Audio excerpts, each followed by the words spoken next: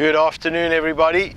Mel Soul here on the final day of October the 31st, 2017, and this is a Tuesday, and we usually do Troubleshot Tuesday.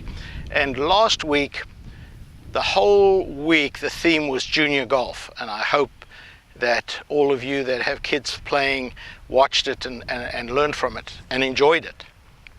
So I like the idea of creating a theme each week.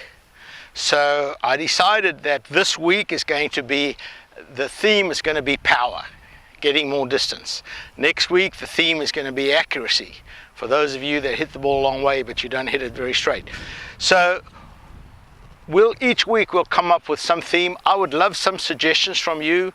There are comments below when you're doing this.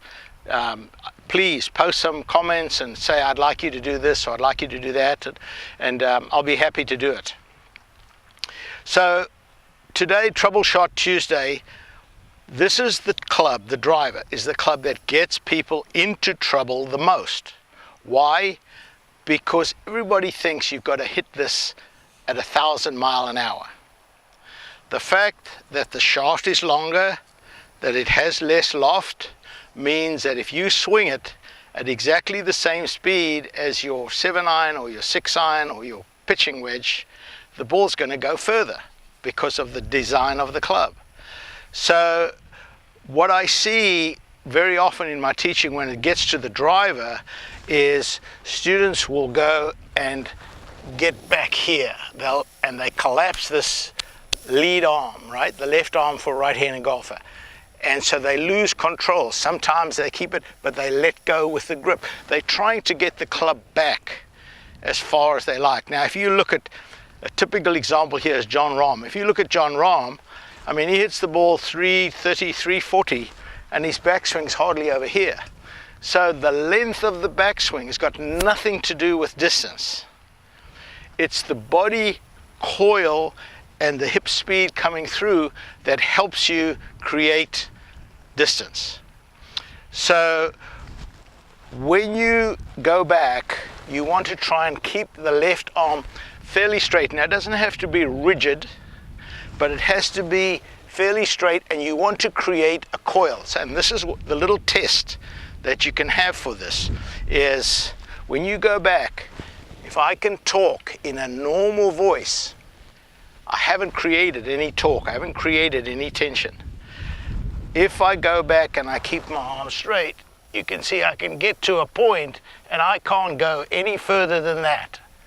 My voice is really tight here because I've created all this tension in here, and for me that's the top of my backswing. I can't physically go any further, so I don't try. As long as I have a fairly good shoulder turn, I've created the torque. So the next reason that this driver gets into trouble is the body rotation. So most people tend to swing with the arms. So once they get back here, now when they come through, they do that.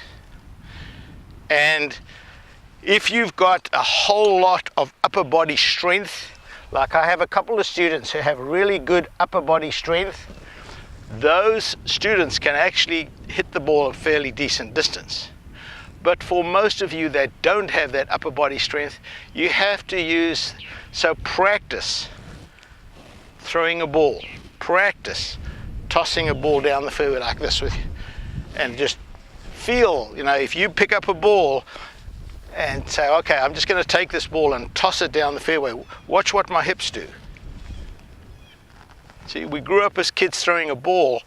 So if you want to keep this out of trouble, the two things you want to pay attention to is creating coil there and turning the hips through there. If you can do that,